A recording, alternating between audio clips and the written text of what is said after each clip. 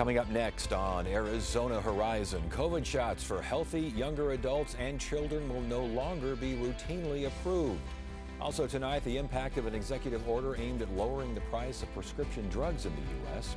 And the Phoenix Gay Men's Chorus celebrates its 34th season. Those stories and more next on Arizona Horizon. Arizona Horizon is made possible by contributions from the Friends of Arizona PBS, members of your public television station. Good evening and welcome to Arizona Horizon. I'm Ted Simons. The U.S. House passed President Trump's domestic agenda overnight. The bill most notably cuts taxes, adds to federal deficits, and makes cuts to Medicaid. Passage in the House means the bill now goes on to the Senate, where there is some Republican opposition. And borrowing this money just isn't fiscally conservative. I've told them I can support the package if they separate the debt ceiling off and have a separate vote on that. I want nothing to do with that. I didn't vote for the spending, I didn't vote for the debt, and I'm not voting to make it easier on people who want bigger government. Some of the Freedom Caucus members are warning you guys not to water down any of their cuts. What do you say to them? You had your chance. There's some of these cuts are not real, and we're talking about over a decade. You know, if you do $1.5 trillion, that's like 1.5%. So let's don't get high on our horse here that we've somehow made some major advancement of reducing spending, because we didn't. The House bill's impact on Arizona includes cuts to food stamps and monthly food assistance. In Arizona, close to 900,000 people receive that assistance, and cuts to Medicaid could mean up to 300,000 Arizonans could lose their health insurance. That's out of about 2 million people who use Medicaid in Arizona. Response to the bill split along party lines. Democratic Congressman Greg Stanton called it a, quote, Republican tax scheme that lowers taxes for billionaires while the poorest Americans foot the bill. But Republican Juan Ciscomani from a competitive district in southern Arizona thanked President Trump, adding that the bill does a, quote, much better job of getting our spending under control and prioritizing the things that truly matter to the hardworking taxpayer. Other headlines: the U.S. Supreme Court today rejected a plan to allow Oklahoma to use government money to run what would be the nation's first religious charter school. It was a 4-4 decision, with Justice Amy Coney Barrett recusing herself due to her close friendship with an advisor to the school. Now, the deadlock allows an earlier ruling by the Oklahoma Supreme Court to stand. It also means that there's no U.S. Supreme Court precedent on the question of state-sponsored and financed religious and charter schools, and that means that justices will likely see a similar case in the future. Existing home sales in the U.S. fell 0.5% last month. That's down 2% from a year ago, and is the lowest pace for the month of April since 2009. Inventory is up, but buyers face high prices and mortgage rates that are near 7%, the highest level in 3 months. And investigators are looking at dense fog as the likely reason of a small plane crash into a residential area of San Diego last night. 6 people on board the plane. They're reported killed, with a number of others injured. At least 8 homes caught fire in the Tierra Santa neighborhood. About 100 residents had to be evacuated.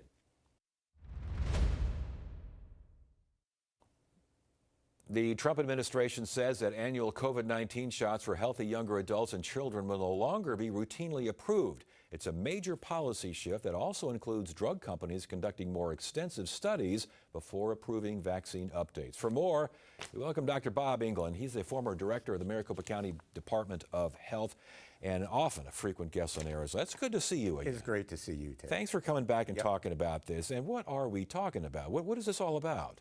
Well, the first thing for people to know is how unusual this practice is. The FDA and the CDC both have advisory committees regarding vaccines. The FDA's advisory committee looks at the clinical trials data, decides whether the vaccine seems to be safe and effective, and makes recommendations to the FDA regarding licensure. That gets the vaccine licensed. Then the CDC's role, the CDC's advisory committee, looks at real-world information, epidemiology, who's getting sick, who's getting more sick, who seems to be spreading the disease, and makes recommendations about who should get the vaccine. And based on that, once the CDC has approved those guidelines, then insurers will pay for that vaccine. Okay, is that what the Trump administration says what was routinely? Did they call that routine? I'm trying to figure out what routine means. Here's what happened. 2 days before the FDA's advisory committee was to meet, they met today to discuss next year's COVID vaccine. 2 days before they were to meet, they made an announcement that from now on, only people over 65 years of age, the vaccine would only be licensed for people over 65 years of age or people who had certain chronic conditions. Really interesting exceptions to that. People who are obese are still on the list. People who are overweight, who are also at higher risk, were not included. People who take care of very susceptible people at home, caregivers, were not on the list. We've been recommending to people since the beginning that if they're around really vulnerable people, they should get the vaccine so they're less likely to transmit it. Healthcare workers are not on the list. So next COVID season, next respiratory disease season, if you're a healthcare worker, you're going to be told you need to take care of those COVID patients, but we're not going to let you get the shot. That doesn't make any sense, Dr. Bob. I don't understand that. I hear you. The most important thing about this, though, is that this decision was made before the FDA's committee met again, and next month the CDC's advisory committee on immunization practices meets. They preempted both of those, and essentially 2 officials at the FDA who are appointed officials, essentially political appointments. They're docs, they're smart people. It's not like they're not educated, and they make some interesting arguments that sound really good. But these folks circumvented the usual open meeting advisory process where everybody gets to have a say. But back to the idea of young adults, healthy people. Who decides who is healthy? How is healthy defined here? There's a list of higher risk conditions for which there's good epidemiologic data that you tend to get into more trouble once you have COVID. Most of it makes sense. Most of the usual diseases and conditions are on there. But if a manufacturer wants their vaccine to be licensed to younger, healthier, maybe even somewhat high-risk people, but not on the list, they're going to have to do a clinical trial with clinical endpoints. Not did the vaccine give you antibodies, did you get sick from COVID the next time the disease went around? You're going to have to do it with placebos, even though we know we've got a safe and effective vaccine, and you're going to have to do it on the specific variant that your vaccine is for. Often it'll be a different variant every year so far. So the point is, you can't do that trial until it's circulating. That's going to be the next big respiratory disease season. You'll get your data, you'll submit it to FDA, and by the time it's approved, now it's a different variant. I mean, the idea behind the boosters for COVID was to get what was new, get it early, get it out quick. This sounds like anything but getting it out early and getting it out. You could be a cycle behind. You will be, most likely, a cycle behind. My biggest concern with this is that the very same logic, if you want to say that you need a full-blown clinical trial to clinical endpoints for each variant of COVID, the same logic could apply to flu. So that the next shoe to drop may be you're going to have to study your flu vaccine from the beginning, specific to this year's circulating flu virus, and by which time when it's licensed by the next year, it's a different one. Yeah. Real quickly, the administration's response is that the U.S. was too aggressive, that's their words, too aggressive in promoting boosters. And I believe RFK, this is a quote, "Don't know if a healthy 52-year-old woman with normal BMI who's had COVID 3 times and received previous vaccine shots 6 times will benefit from a 7th dose." You don't know.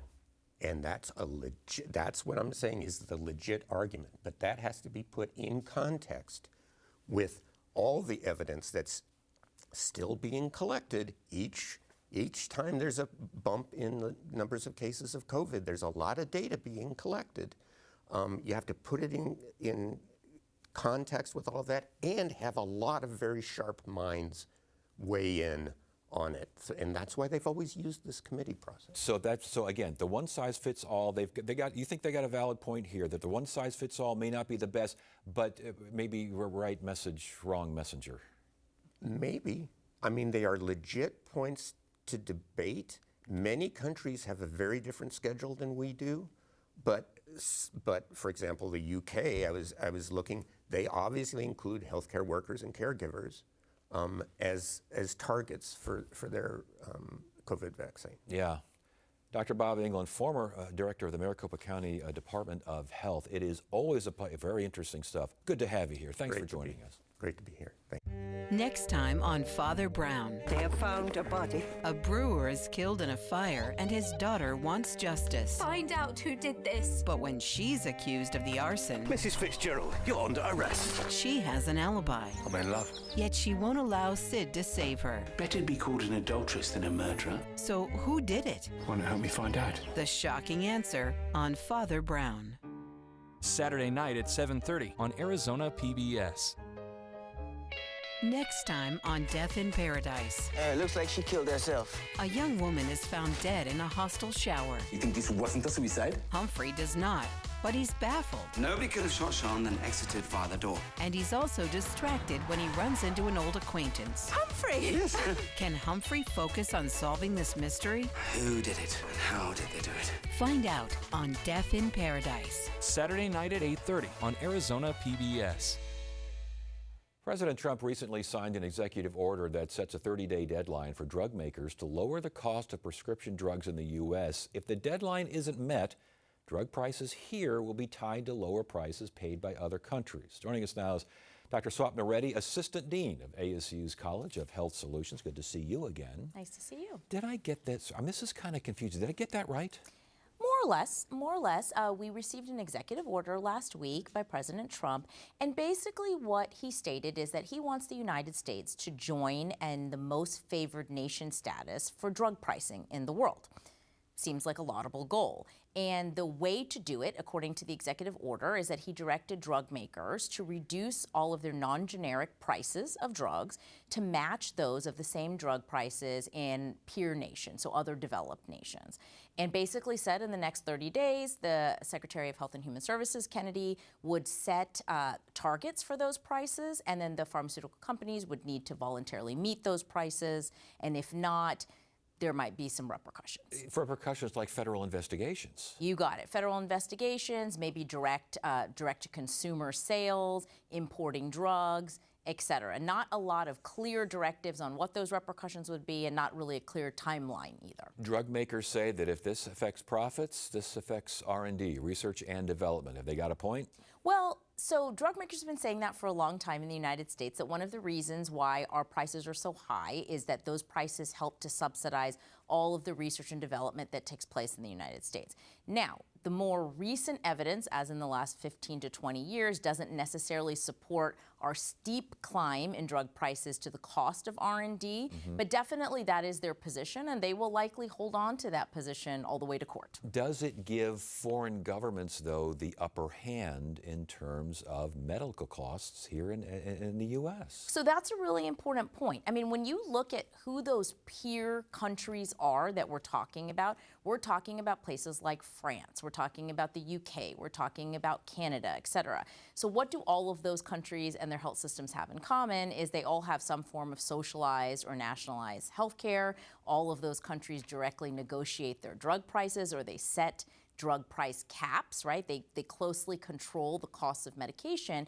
So drug prices are not like a book in a shelf and we can decide to pick that out of the shelf and say we want to do it just like that. It's part of a larger healthcare system, right? Yes. And so those countries, certainly whatever those prices are, our pharmaceutical companies could pull out of those countries, would certainly not control the costs there. And we're completely dependent on what those countries say the costs of those medications are. Where does Medicare and, as it stands, Medicaid fit into all this? So that's another interesting point in this, right? Because in the executive order, it never said who does this apply to? Which system does this apply to? Our U.S. healthcare system is a bunch of systems cobbled together. Are we talking about Medicare, Medicaid? Are we talking about the privately insured? We're talking about the underinsured, the uninsured? Who are we talking about? And the federal government can negotiate drug prices with Medicare, which, by the way, we only started doing during the Biden administration. That's a very recent act. Yes.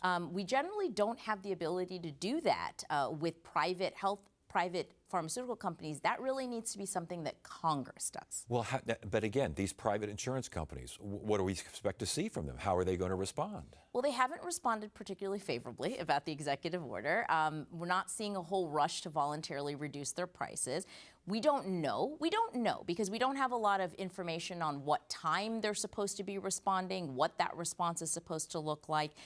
So TBD on that one. But what all the experts are largely saying is expect to see lots of litigation and lots of pushback in the courts. And how long does something like that? That could take quite a while. Take years and years. Yes. Right? Even the implementation of this best case scenario could take years and years.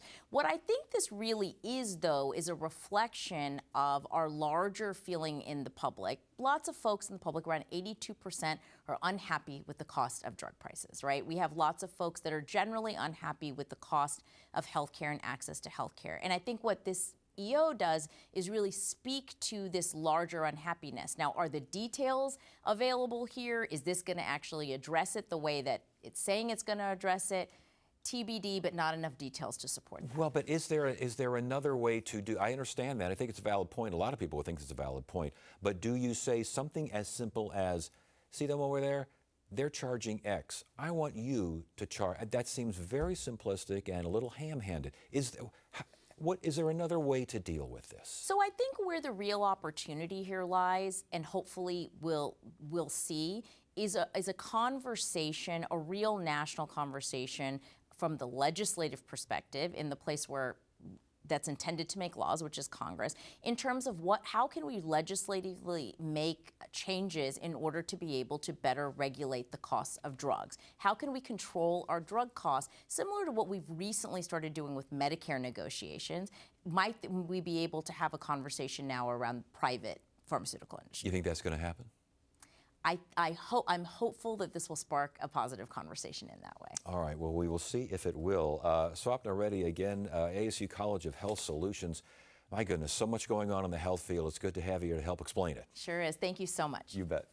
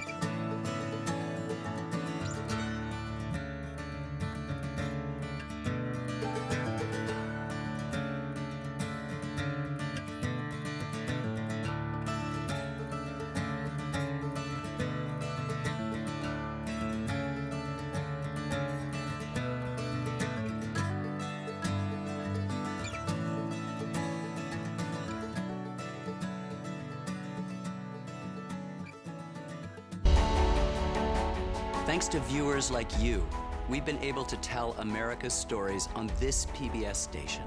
Help us continue to tell these stories now and for future generations by including this station in your charitable plans.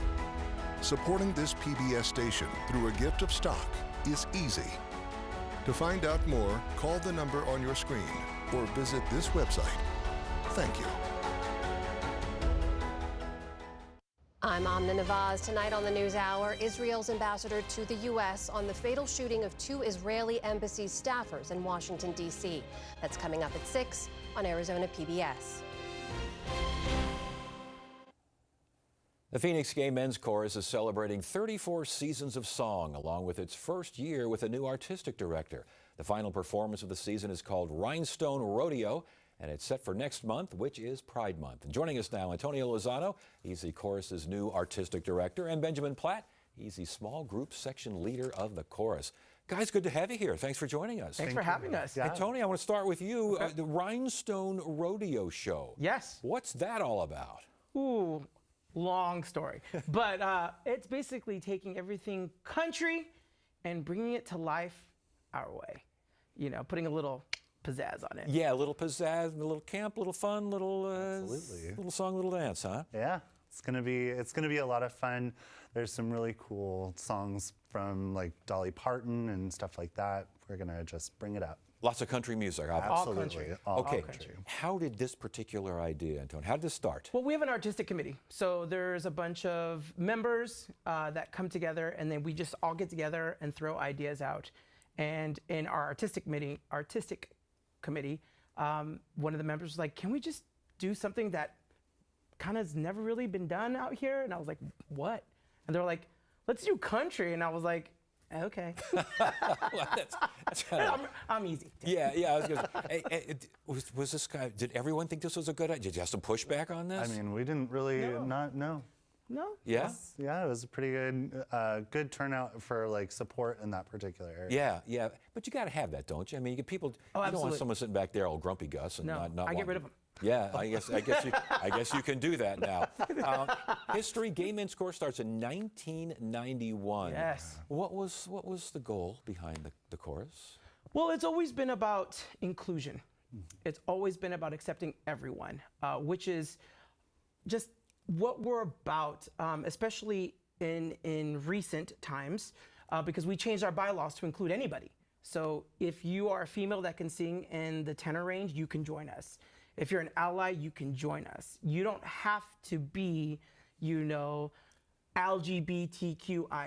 You could be the plus, which is our allies. So, and with that being said, we've kind of just came a long way, and we've gone from 60 members to 122. Wow. In just 3 years' time. And I would imagine in the process bringing attention to the community, true? 100%, yeah. We go out, we sing, we are vocally there and present. We're bringing people to our side of the world. How do you think art does that? How do you think art succeeds in doing that? Music has a way of kind of opening up your mind and being more accepting to other more diverse spaces. And I think that the Phoenix Gay Men's Chorus, and specifically the members within the chorus, do an excellent job of being welcoming and bringing that to the light with music. Maybe softens the edges on some pretty tough topics, Antonio? Yeah, What do you think? well, music's universal. Yes. So music is all-encompassing. Music says the same thing to everybody, and music is usually used and can be used as a very powerful tool to send a message. And our message is inclusivity. Has the message changed, or has the approach changed? As you mentioned, these are difficult times out here in a variety of ways. They are. What's changed? I think our passion has been put on 10 as far as our fire, because our stance is we're not going anywhere anytime soon. We're here, and we are just as equal as everybody else. And our message is for that youth that is struggling to be themselves, that it's okay because you're not here alone. And that's the new passion that all this recent stuff has kind of refueled in us, is just not going away into the shadow. You agree with that? 100%, yeah. We are here to bring, again, that light to the LGBTQIA+ space, and we are wanting to make sure everyone feels welcome and safe in the world. Well, we're going to hear from you guys in just a second, but before we go, involved in other things besides singing? Oh yeah. I'm actually a high school music teacher. Okay.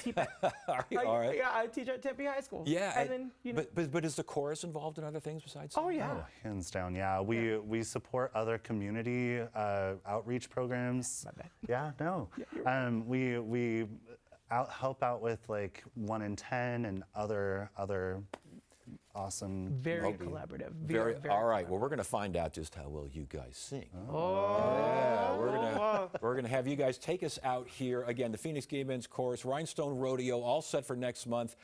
Thanks so much for joining us. Of course. June 6th and 7th. June 6th. There we go. All right, you got that in.